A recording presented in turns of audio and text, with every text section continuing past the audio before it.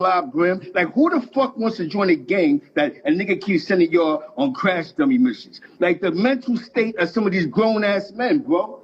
Yeah, it gets overwhelming. Like, you know, we all fell a part of, we all was victimized on that. Yeah, you know what I'm saying? Like, I'm gonna be honest, I don't down the new generation because we all felt, listen, we all did it. We all fell under peer pressure. So, but it just, now we at a time where I'm seeing New York really standing on New York time. We really on, let's let Whack 100 and these West Coast niggas have what they created. You know what I'm saying? Like, let's find our own identity. Let's go back to what's wrong with us being Muslims and having knowledge of self, because that's what I was raised on. Facts, me too. You know what I'm saying? So I love to see what's going on. I'm loving to see what's going on, the conversation. You know what I'm saying? Like, if I ain't gonna front, Hoke has brung a new outlet to these New York streets, man. It is what it is, you know. And it's a great conversation that's going on right now. Yes, you know. I talked to a lot of homies. They hit me. They was like, "Yo, even if I gotta fall back and pick it up later just to make it look good, I'm willing to do that." You know what I'm saying? So that right there is something good. You know, we know what the gangs is for. We know the entrapment. You know what I'm saying? And at the end of the day, niggas is tired of looking at time. You know what I'm saying? 50 years, 60 years. Matter of fact, the brother, I think today my wife was telling me when I was in the car, I didn't look it up. The dude Kazu from Florida, the nigga his father told on him, he just gave him life without parole. His father sent him to jail, my nigga. Yeah, his father told on him. Come on, son. Come on. Shit that, you know what's shit that the white, not pinpointing white people, but things that people who wasn't from our neighborhood was doing, like perks and all this. We never was into that. It's like we took on that wave. Now we doing shit that I'm like, you heard? You heard how to bring Relly up. Huh? Now bring Relly up. He should bring Relly up. You know what I'm saying? Oh yeah, Relly. That's my young boy. That's my young boy. Yes, I didn't see Relly, but I damn sure see my nigga Smarts. I damn sure see my nigga Smarts. Shout out to Harlem, man. Shout out to Harlem, man. Peace, hey yo, Smarts, man. Like we really need your intake on, you know, right now. Yo, I saw the military. I seen the military get silent when the president came in. They tweeting Trump like they tweeted George Bush. Right now, the military is not filling the orders that the president is giving them. So right now, our youth, our communities have become public enemy #1 to the U.S. government. Our colleges is under terroristic threats from white militias. So our college kids are being threatened. And then our armies. See, people don't understand. I keep telling them, regardless of what we think about the gangs, those young brothers are our military. If we get stripped down and stripped away from our military, we are doomed. Right. What's your take on it? So first we got to realize like this, right? Dracula drinks blood, right? Dracula drinks blood. So this ain't nothing new. You know what I'm saying? Dracula drinks blood. Zombies eat brains. You get locked in a room with Michael Myers. Don't expect to come out that motherfucker, right? So, can anybody hear me? Can you hear me? Yeah, definitely. Okay, so we know that the nature of the white man is to control, destroy, and divide. Okay, so when we understand the nature of the white man. We know that we're dealing with white supremacy, right? So that's just to make sure that the white man has all the power and control, okay? So it's very, very important for us to understand that we are in a time where we have to mobilize and organize more than ever, right? So the Bloods, the Crips, the Disciples, rap groups, blocks, we have to create coalitions and our own militias to prepare for what's going on. And if we don't get more focused on military mindsets, training, producing our own firearms, producing our own bullets, producing our own biochemical weapons, then we're gonna be in a position where motherfuckers could erase us. Right. You know when a race war jump off, they're not gonna sell us no ammunition, right? Right. We doomed. When it hits the fan, we're not gonna be able to go to the gun store. All right, sell me some bullets. They're not gonna sell it to you. They're not even gonna let you in. Right. Yeah. So that's why it's important for us to understand the founding fathers. Who was George Washington? George Washington built the first spy network. Who was Paul Revere? Thomas Jefferson. Thomas Jefferson built biochemical weapons, also built artilleries.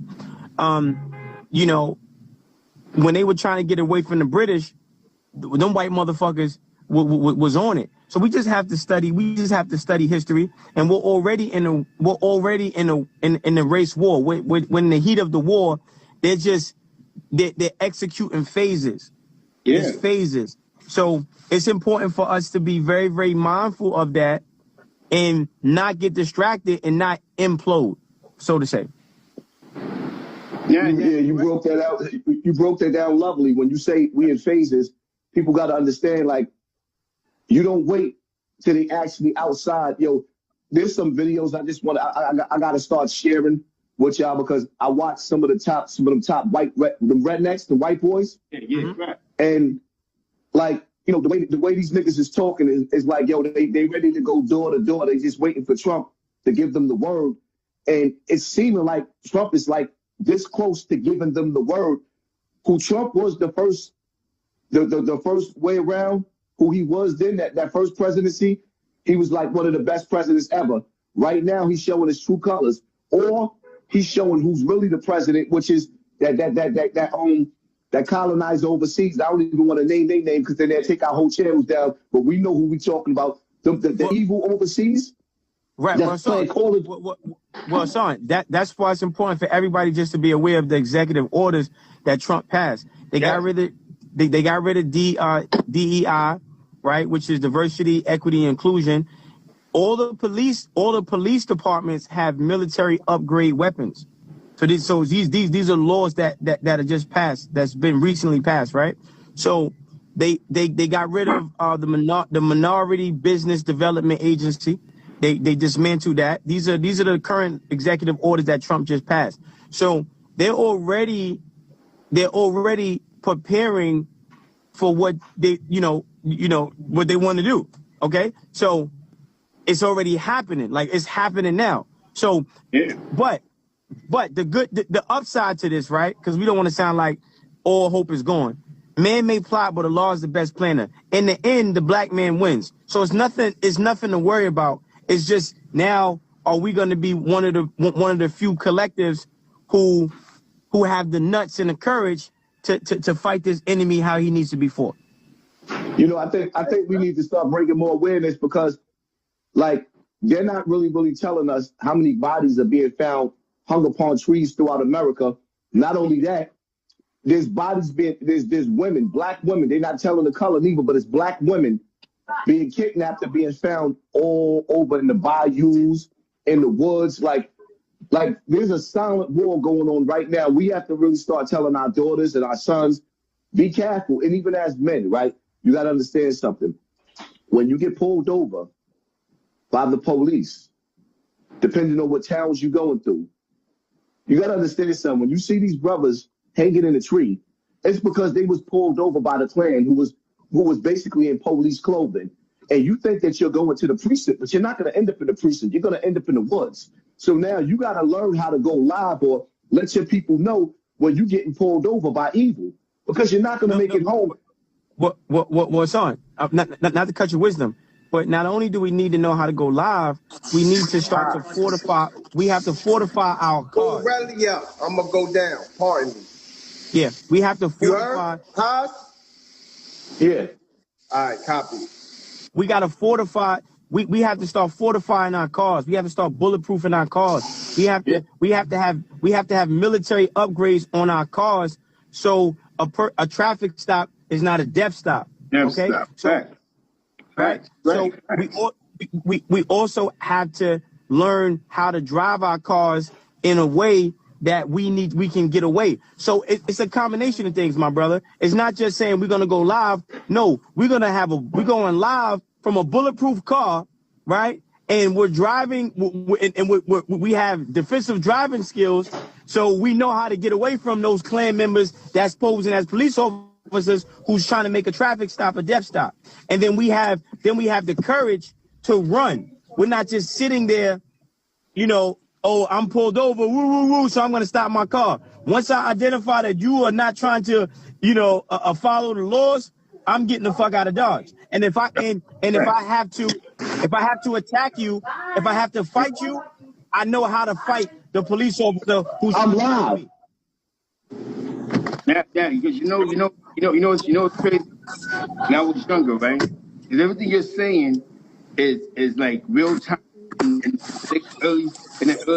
late 70s, early 80s, we were still on Black Panther principles, right? Learn about police, learn how to stuff, learn to get away.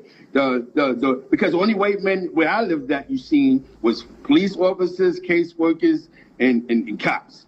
There wasn't a white 80% white. You know what I'm saying? So basically, right? What I learned from this is that we've lost those disciplines, and we got so lax that now, like you said, we have to get it back. Yo, no, but God, the most important thing is this. This is why I have a mantra. Only think about what you want, forget about what you don't want, never speak about what you don't have. See, the slave consciousness wants us to live in criticism without solution, wants us to live in sickness without cure. So we have everybody here, we all have major platforms. So now it's like, okay, check it out. Only think about what you want. Forget about what you don't want. Never speak about what you don't have. We only highlight the solution. Well, our brothers like to buy jewelry, bottles, and Louis Vuitton sneakers. I know because I got a lot of Louis myself.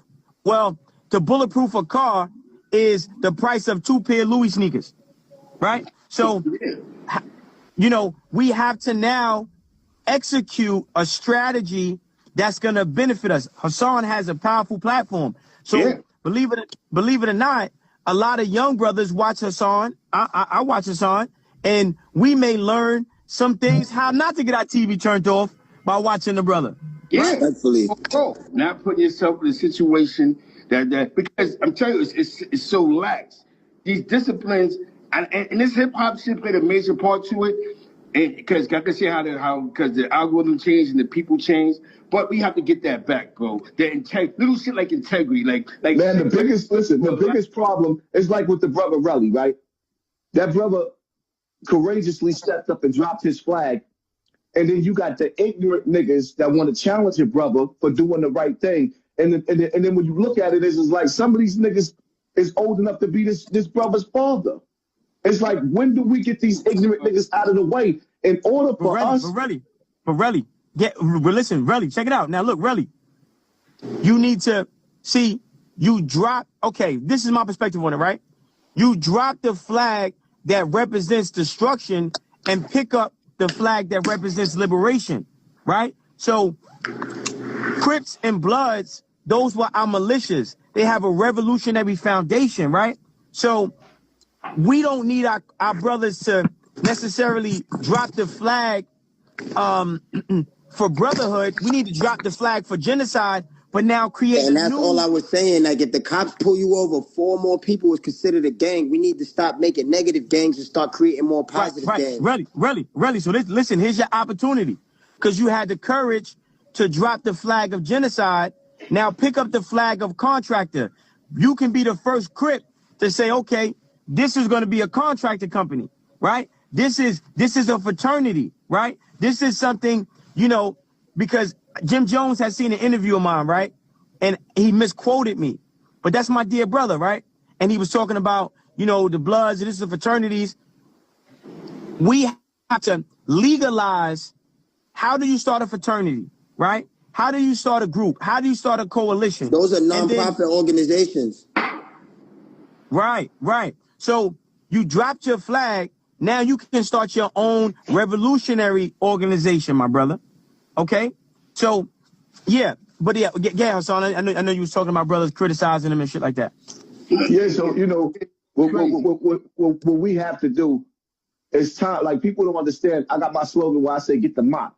It's time for us to clean up the black community because we can't win a war with ourselves and outside of ourselves at the same time. And the nigga mentality has to go. These dudes that's running around corrupting our kids and using our kids to carry their guns and do their dirty work, it has to go. It has to stop. Yeah. And acting like we don't, that mentality, I tell people all the time, right? That mentality where you mind your business. No, where I live at in the middle class area where the rich is at, they don't mind their business. When you corrupt in the neighborhood, they get rid of you.